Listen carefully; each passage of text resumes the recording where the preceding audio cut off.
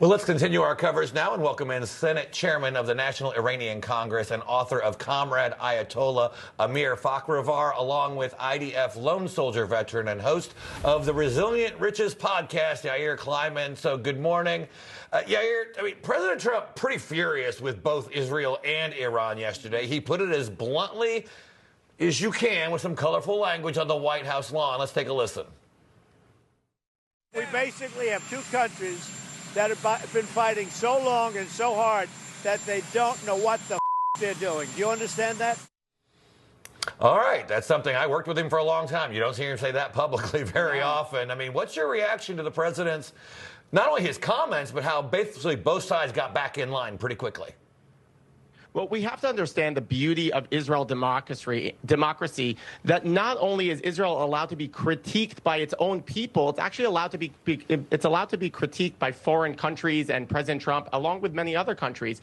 The difference between Israel and Iran is the people inside Iran last night all of a sudden were critiquing their country. They arrested 700. They start executing people. Israel not only engages in conversations with foreign leaders and engages with conversations inside their own country, but they allow for it and they actually change and adopt their country to this. So do I like what President Trump said? That's irrelevant. It allows for conversations in Israel, and look at the restraint that they held versus the Iranian regime that had no restraint against their own people.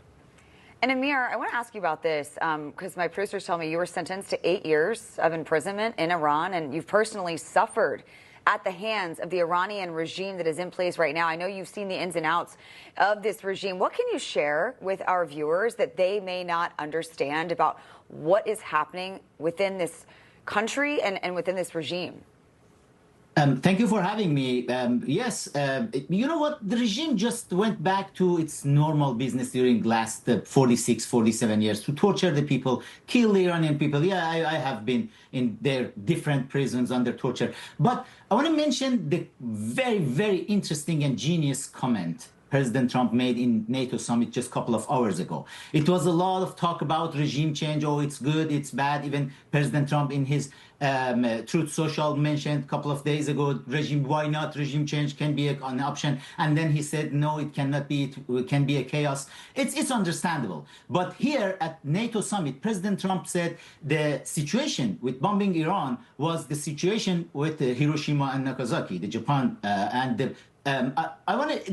That's interesting, very amazing. In my recent book, The Spirit of the Constitutional Law, first chapter, I mentioned that, and I suggested President Trump to exactly use the model of post-war Japan for Iran, because back then General Douglas MacArthur went for regime change in Japan, but the correct one went for constitutional revolution. They drafted the new constitution, which is called right now in Japan MacArthur's constitution. It's the longest standing constitution without any amendment, and Japan went from the destroyed nation with the nuclear bomb to the greatest ally of United States, one of the G7 members. And Iran should be like that. President Trump should force Iranian regime for the constitutional reform. We need to have a constitution, new constitution. Even we drafted proposed the draft constitution for future Iran. And it was very genius of President Trump to talk about that in this situation. Regime change in Iraq and Afghanistan with sending boots on the ground was wrong.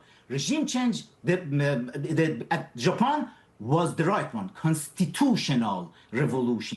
Yeah. Yeah, you know, Yair, President Trump said this morning at the NATO summit that he could one day see the United States and Iran having a relationship. Do you ever see that coming, maybe with regime change, if between Israel and Iran?